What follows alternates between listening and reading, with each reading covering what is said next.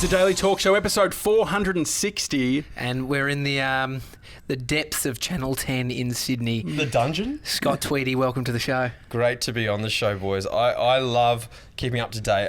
To be honest, I don't listen to your full podcast. I do the snippets on Instagram. Oh, great. Because I'm part of that generation where you're running around, always on the fly. But talk about commitment and you guys killing it. And I love the stats as well, because the last month, you've honestly been on fire. And it's all that hard work where you've just been grinding away is now coming to life. A couple of narcissists that realise when you're posting your stats of success and people respond, it's a great strategy. Welcome to Instagram. I'm awesome. Look at me. But tell us, where are we right now? What is this room? Okay, so the boys came to reception at Channel 10, and our Channel 10 building is kind of like your local shopping mall, where right in the middle is our news desk. That's where they film Studio 10, the news. They also do The Loop, which is a huge show. Everyone loves that show.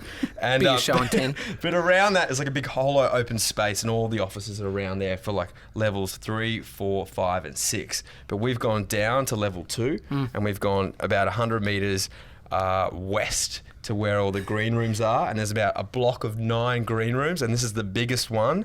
This is where all like the punters come for shows like Celebrity Name Game, Family Feud. Well, we fit. We are 100% ready, steady, cook, and a couple of Gronk punters here. Welcome, boys. Welcome home. There's a makeup mirror which Mr. 97's currently sitting in. He's not. He's just had his hair done. They talk about the loop. I love Justin Timberlake. Yeah, he's rocking it. I mean, congratulations, 400 episodes you're about to hit. That's this Saturday, which is when we made it to episode 20, we were like, booyah, because in TV it's a bit of a milestone to make it past 100, then 200. I've been doing it for 8 years now. Is that because the show could get canned, or you just need to still have your job, or what is it? All of the above. Okay. Basically, stars have to align for it to get to 400. It really does, and it's like we've built an audience now, and it's not a huge audience, but for a Saturday morning slot, we are consistently like number 1 or 2, and that's taking on like 7 and 9 and 10, the mothership channels. So we are like stoked with our little audience that we've found, and it took us quite a long time to figure out what was the right sort of formula for that. And we're a lean show. Like there's 5 of us that make the whole show. How are you getting the feedback to work it out? I mean, are people... Numbers, ratings. So because that's what brings revenue. So we just have to, although feedback could be different on Facebook or Twitter, we have to listen to the revenue driver, which is ratings. What is something that's actually you've realised that you needed to change? Older the better. The more retro it is, people, I think, because our average audience is a 44-year-old female. Yeah. So they just love like the blast from the past when it's a Saturday morning, cleaning the house, or they've just taken their kids to sport, or it doesn't matter what they're doing, flick on the telly, and if they hear a song that reminds them of 20 years ago, like their 18th party, they're like... I love nostalgia.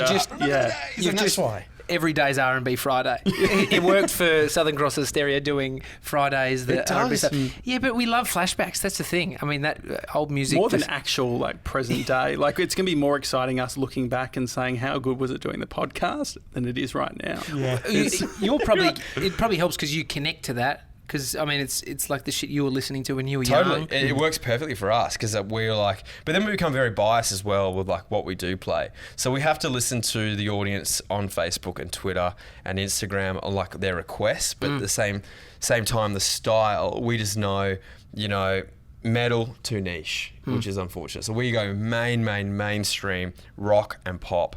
And then also we play the new stuff in like the last hour of the show. Yeah. Well, I've followed your journey for quite some time. I remember looking at your show reels when I was trying to, have my crack at being a presenter. And now I'm here, guys. I'm in the green room. And I'm out. So this is where we do the transition. But what I've loved about your journey is you actually create as well. There's a bunch of TV personalities from years ago that just present, but there's so much more to it, and there's that creation element. Jules Lung kicked me up the arse and said, you need to start creating. What was it for you to actually start being a creator as well as a presenter?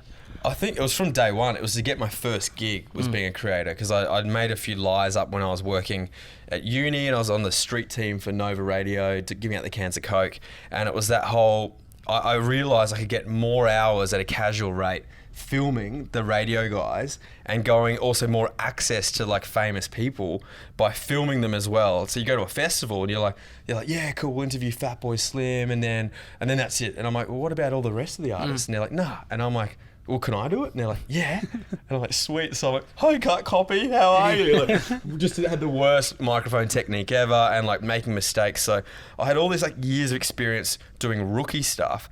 And then I was like, to a guy at Nova, I was like, he was on TV. I was like, how can I get on TV? And he goes, mate, if you're good enough, you'll get on TV. He's like, make a show reel. And I'm like, but how do you make a show reel without being on a show? And he goes, fake it. Go out there with a camera and just film and film and film. And so I had my ex-girlfriend at the time, bless her, she was my camera woman.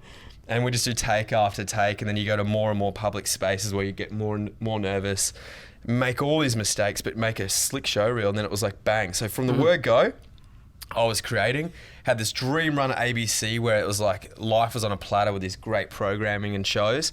And then I came to 10 and you just realize you've got to put, if you want to do what you want to do, no one's going to do it for you. So I'm lucky that like I can pay the bills with what I do on TV, but I'm still right now like aggressively behind the scenes creating formats, shows, working with production companies to sell to Channel 10 or whoever will buy it nowadays. And so I think I've spent 10 years on camera building up credibility, but at the same time, you just need to like, if I want to do like right now, if I sat in an office with an exec and they're like, what show at Channel 10 do you want to host? And I'm probably like of course, any of them, but I'm like, really? Deep down, none of them.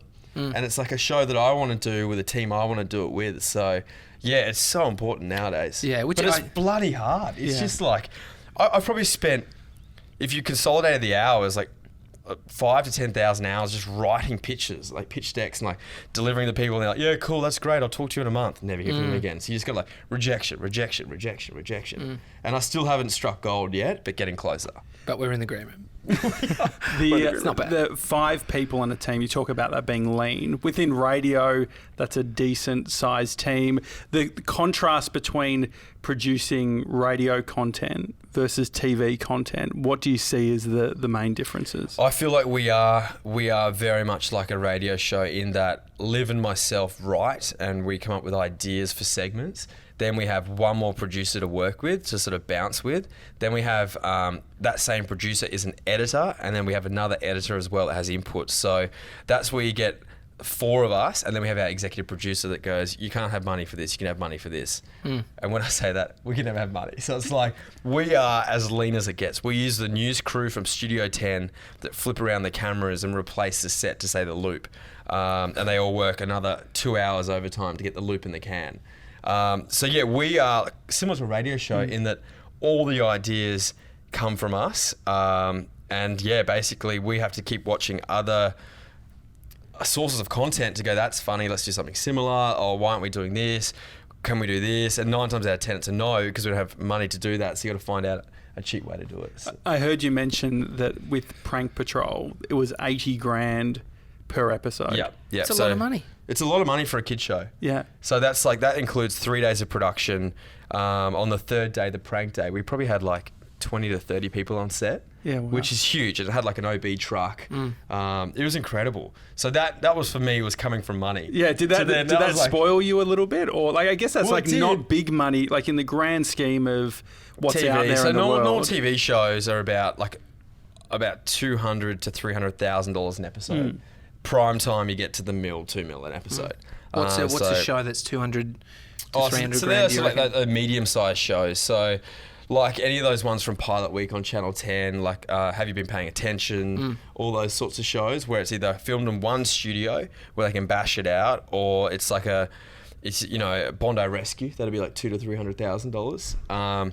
Then you get the I'm a Celebrities, all the big shiny floors, Dancing with the Stars, where you get into the multiple millions of dollars.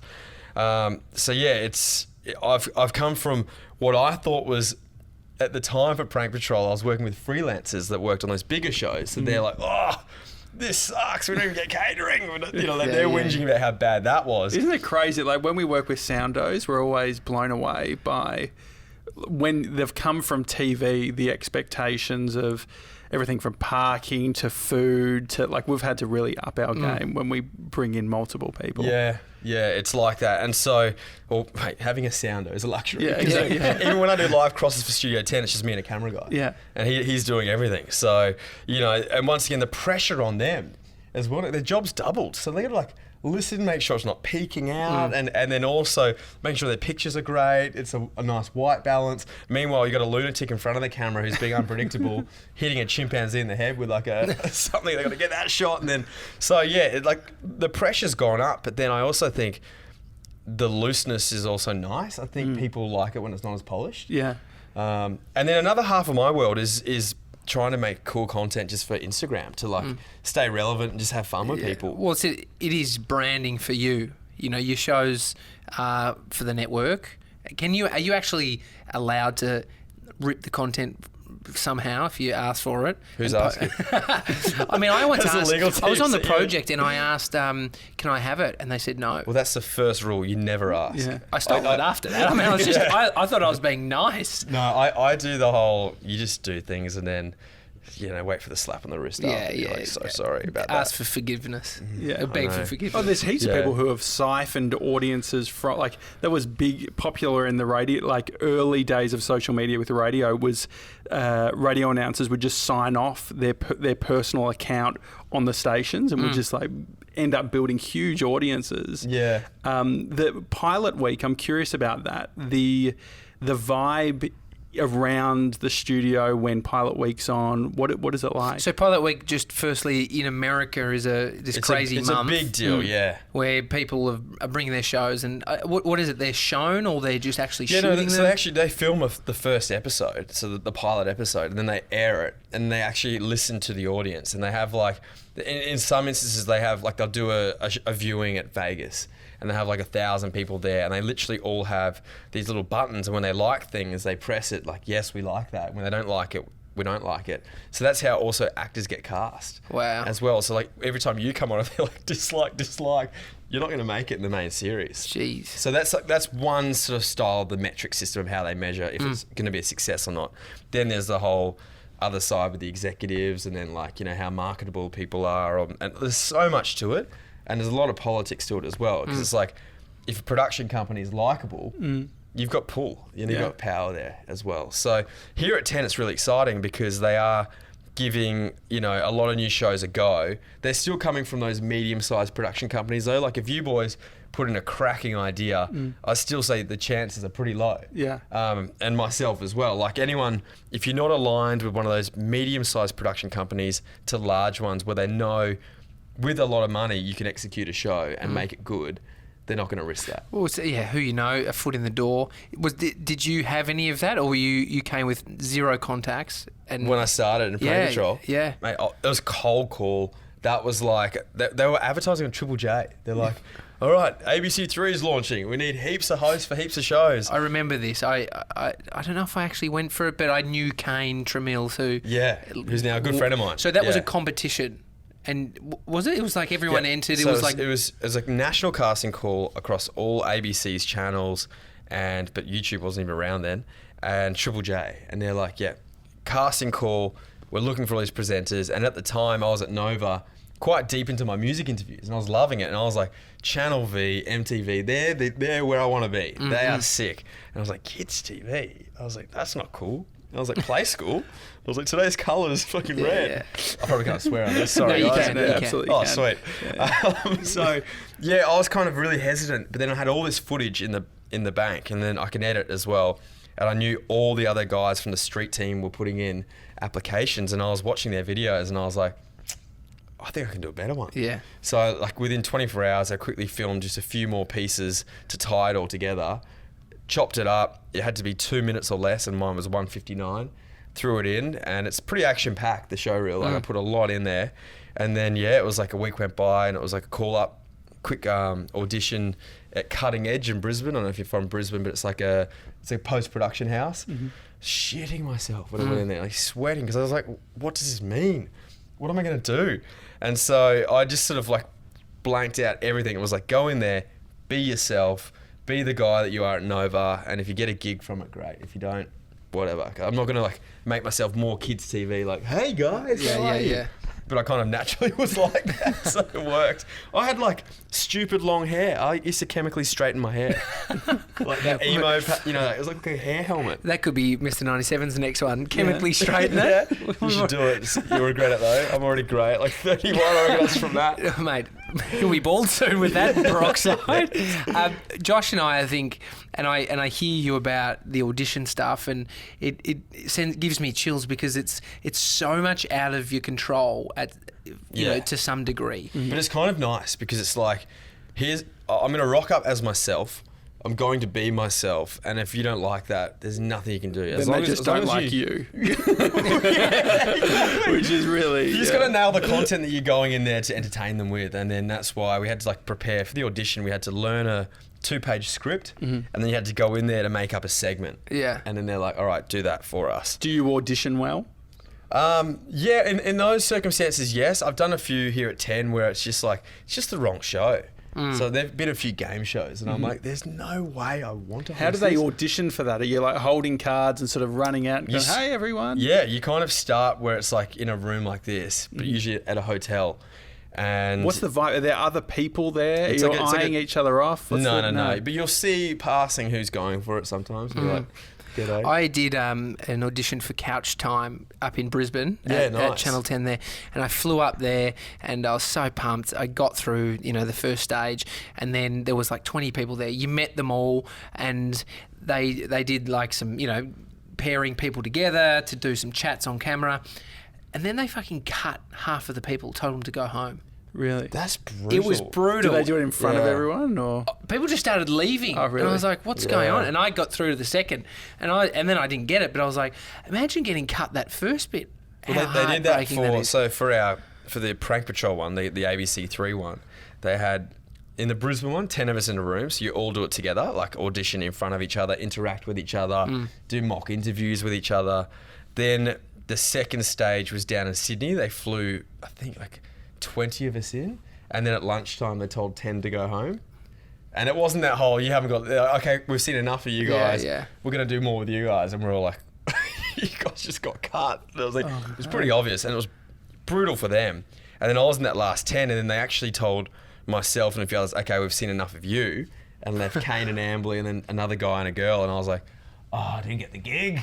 I was like, but I'm in Sydney for the day. That's fun. Yeah. So yeah, and then from that, I actually did get offered Prank Patrol within a week. They're like, can you fly literally by next Friday down to Melbourne, and we're going to start production on the Monday. How much are you thinking serendipitously? Like, you know, oh, this has happened because of this, you know, like... Everything happens for a reason. Yeah, everything happens for a reason. Because that could be the approach, right?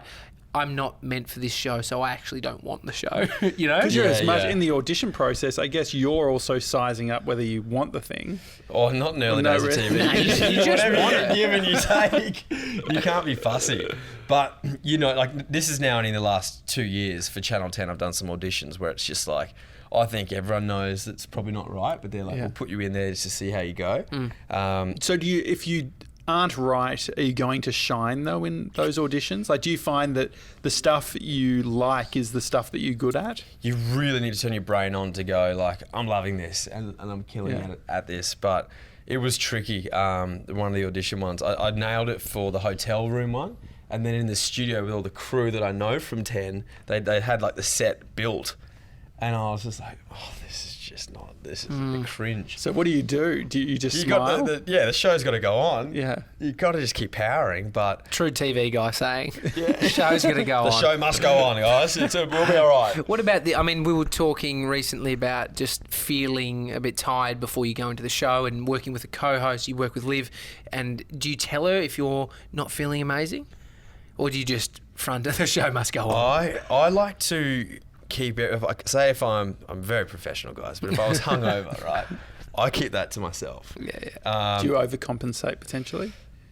No, I don't think so. I think I'm sometimes better hungover. Because you don't give a shit, or you're just like, whatever. You get more relaxed, but then sometimes I will let Liv know, but then I won't let any of the other crew know, because I think it's just, you know, you're there for a reason. They're all working their butts off, and you don't want to let the team down.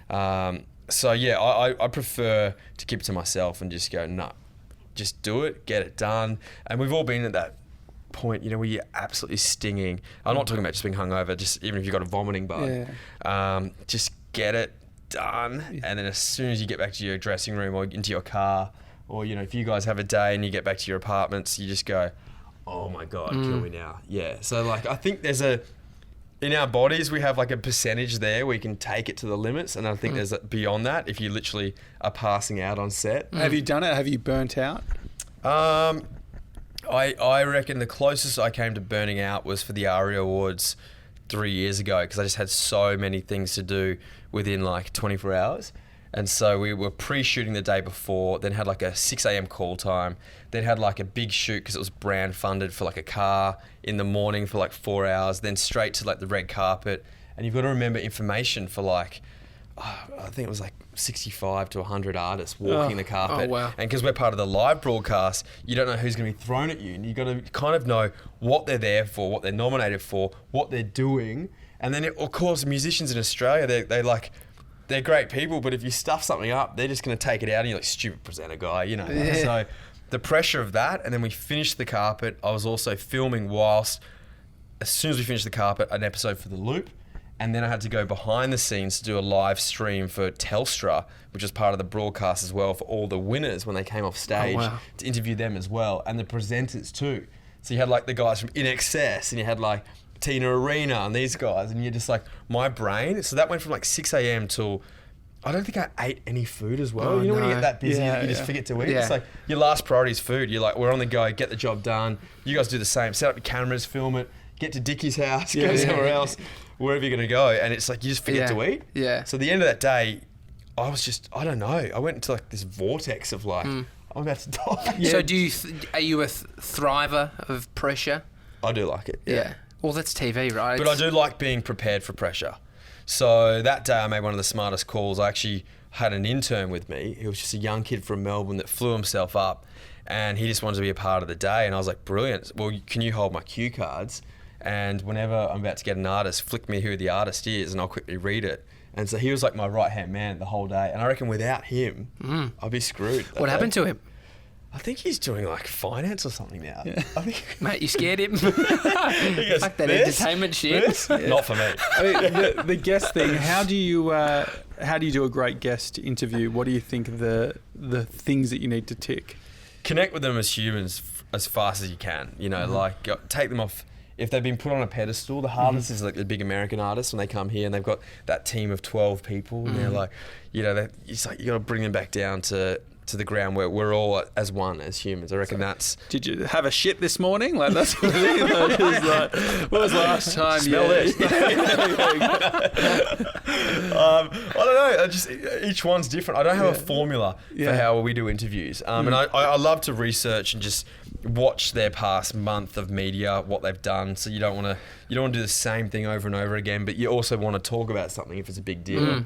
Without plugging their shit, because I think one of the things that Tommy and I have always, like, I'm terrible at retaining like anything, like details. So what you were doing at the Arias, I would hate. Yeah. Are you good at saying, okay, I get the plug out straight away of their new album or whatever, so they relax, or do you feel those types of pressures? No, not really. But that's the other thing. You don't, in this day and age, you don't get much guidance as well on what's right and wrong. So I'll try and do air checks with our editors just to go, did that suck? Or like, what do you think? How can I be better? For me, it's about being a bit more concise with just questions, just going, banter, bang, question. Or else you beat around the bush too long. So yeah, it's like, it's just learning different techniques, but there's no formula. I don't find if you plug them earlier, they're going to be like, oh, Yeah, I like sure. this Yeah. guy. Well, you've got such a short time with most of these people. I remember doing some red carpet stuff, They're the pits, aren't they? Red carpets? just trying to come up with some little zinger or some kind of little fun game. I gave Kelly Slater a Cadbury cream egg once, and he loved it. I played a bunch of different games. You say this when I say this, shit like that. Is there anything that went pear-shaped for you? Ash London and I, when she was on The Loop, we interviewed Jeremy Renner with his director as well. He was doing the Jason Bourne film when Matt Damon didn't do it. I think it was The Ultimatum. Can't remember which one it was. Anyways, he'd obviously had a bad day with media. So we were rocking there. We're all happy. And they filmed half the film in Milan. Oh, no, Manila in the Philippines. And Ash used to live there. So she's like, I'll connect with him on this. And I was like, brilliant. Anyways, he gave us nothing. Like, no matter what we were saying, it was literally like he wanted to just make this interview a failure for us? And he'd be like, yes, no, and like just shut everything down. And we're like, look, we got to the point where the director, we're all connecting eyes with the director going, is he for real? Yeah. Like, we're like, what is he doing to us right now? And then the director couldn't even help us, so we kept doing more. And Ash was like, oh, so, you know, I grew up in Manila. How's the humidity there? I mean, because she's got a big afro. She goes, I used to have straight hair until I lived there. We all laughed, and he goes, it didn't bother me. And we're like, and so I got to the point where her and I, like, we were just laughing with each other. We're like, stuff this guy. And did you salvage anything from it, or? No, we went to air, but it was just crap. We were just like, what a loser. You're here getting paid millions of dollars to plug your film, and we're there to help you plug your film. Yeah, it's bizarre how it's a people tricky do this. one, but you know what? 99% of the celebrities are epic. Who's blown your mind? The bigger the better. Like, even Tom Cruise on a red carpet where you only get like, you know, you get 30 seconds with someone on a red carpet. He just connected eyes and just didn't stop talking. And you're Mate, like, he was actually doing mind control at that point. yeah, I'm a Scientologist now. I've heard Tom All hail Cruise. Tom. I've heard that people sitting around. This one guy was talking about doing a read with him, and he's just the most engaging man. Yeah. And he was. Yeah, no, he was. And him and like Matt Damon as well. Like, same sort of thing. It's like all these people were screaming on a red carpet, and he just wouldn't stop chatting to me. And I was like, this is incredible. Whereas you get like I don't want to slag her off, but we will. Megan Fox, right? Yeah. Beautiful lady. Mate, and she's your She's thumb got partner. toe thumbs like me. Yeah, it's called a toe thumb. It's got an That's Instagram like Peter account. Sterling from the NRL footy show. Yeah, it is.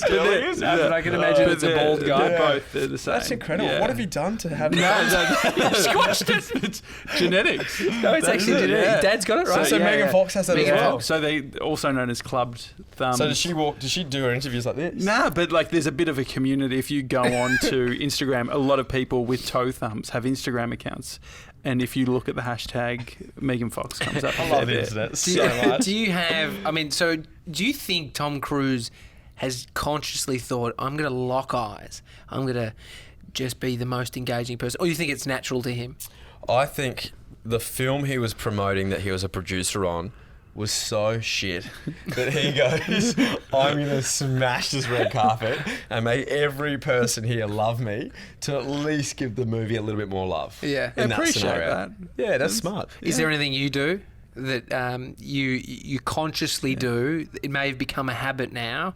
Is this like an NLP? Or thing? how do we win remembering friends and names? influence people? I think Jules Lund remembers Jules names. he's the king. Remembers but names. Jules, I feel like he's doing that hypnosis like throughout his. I'm like, Jules, you're too smooth. Yeah. What's But I going know on? it's probably been conscious decision at some point now. It's Yeah. natural. Andy Lee's another great one. He's always remembers everyone's names. Yeah, and so shit like I that. do a trick for names.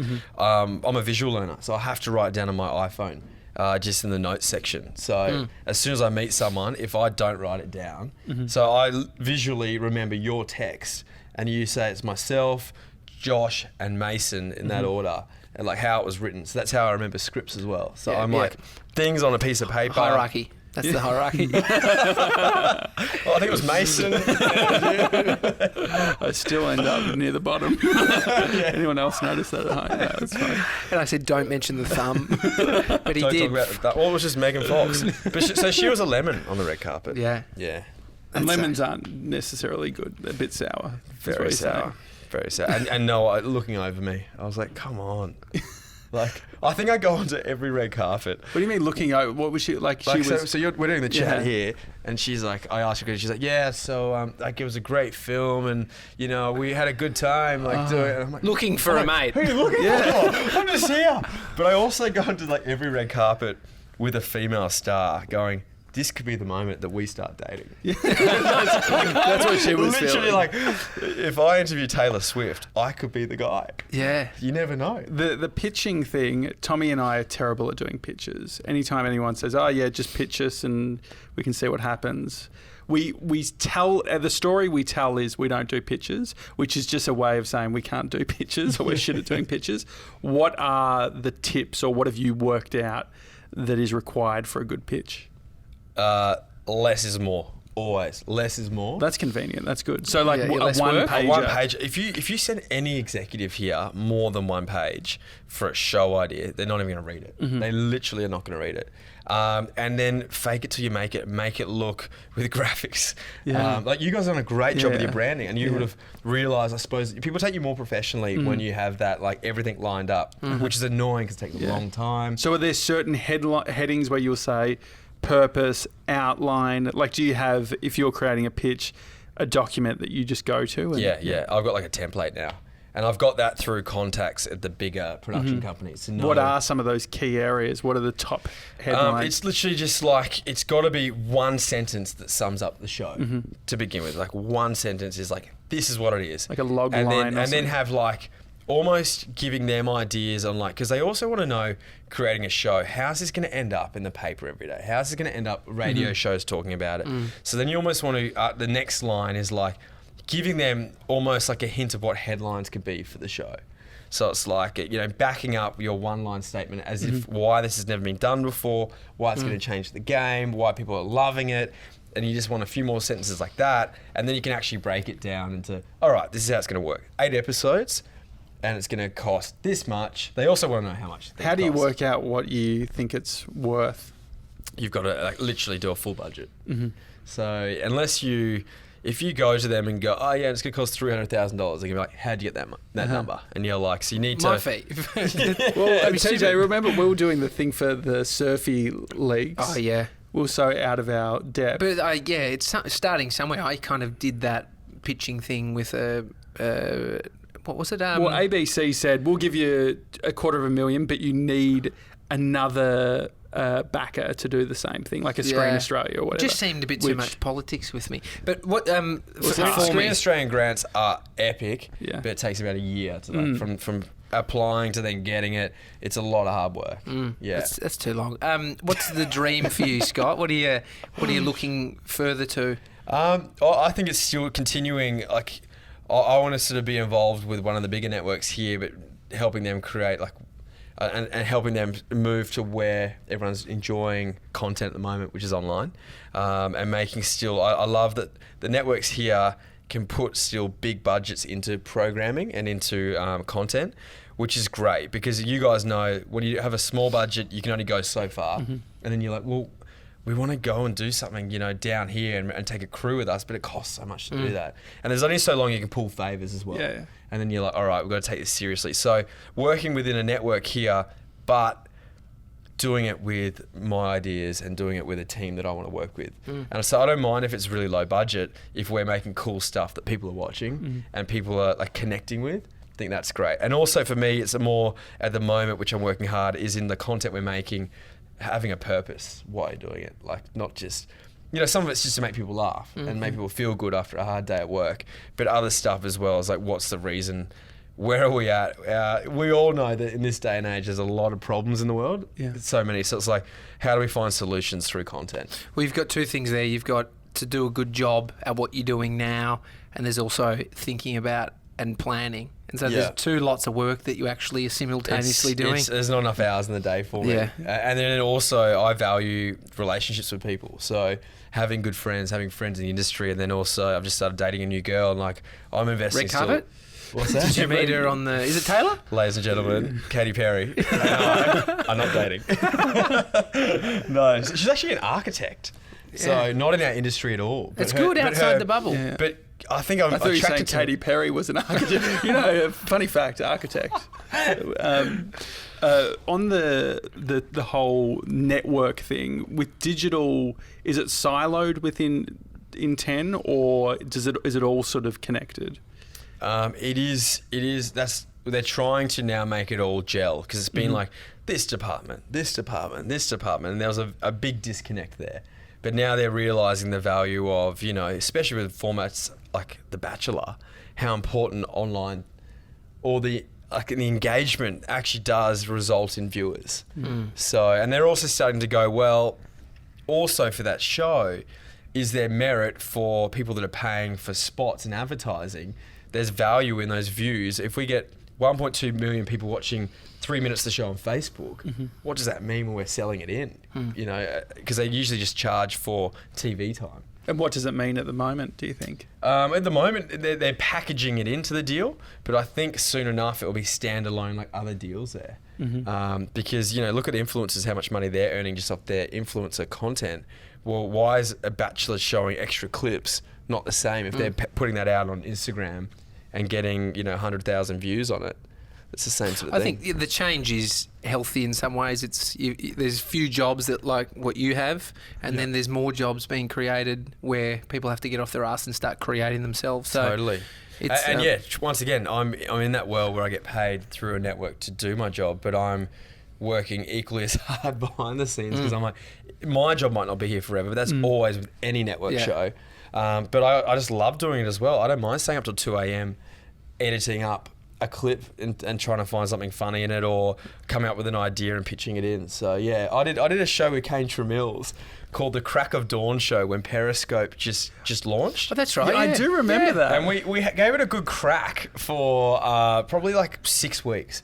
And it was every morning, Monday to Friday. We'd go Sydney, Melbourne, Sydney, Melbourne, Sydney, Melbourne. Did you have Ryan Shelton on? Yeah, that was great. I remember that was at the roofs. I remember the and it was like, we pride ourselves on it being like a 5 to 10 minute live show on Periscope, hoping that Periscope would take off. But then we were like, no one's on Twitter. You know, I think we chose the wrong format, but it was just to be disciplined that every morning we needed a guest. We were trying to go for guests that had 20,000 plus followers. What would have happened if you were still doing that today, do you think? Do you think that you would have a few hundred people? Like, it seems like if you were to show up doing that thing, because I remember enjoying that. You were on a scooter driving through Bronte one time. Yeah. I remember. We were trying to mix it up. We're like, well, what can we do live? We're like, we kept mixing it up. But it was awesome it was more, the content wasn't that great, but it was the discipline of showing up and showing up for that amount of time. And then we're like, all right, let's put it on the rocks for a while just to see, you know, where the platform's going to go. And then because at that point I was only 3 days a week at Channel 10. Then I became 5 days a week. But I definitely want to do something like that again soon, just for the fact that I think to build an audience takes forever. And it's not about building an audience, but it's just creatively making things every day. And you guys know that. Come up with a new idea every day, and then you find a little theme, a little thing that resonates with that audience. And then you just keep playing with that, and you keep going with it and going with it. Well, mate, you've pumped out nearly 400 episodes on Saturday. Your 400th of the loop. Yeah, that's a fair whack. Yeah, it is a lot. Yeah, a lot of TV. 8 years. 8 years. I've grown up on telly. I wasn't shaving when I started on ABC. Just Google Scott Tweedie to see the straightened hair. Oh, God. Or just look at the Instagram account, because we'll get Mr. 97 done. What style? ASAP. What style do you regret? So I made the decision of trying this mo-on, which I've regretted. Why? It just from all the shit. But you still got it. So you're not regretting it. I know. Well, I know. Has there been any certain looks over the years that you have regretted?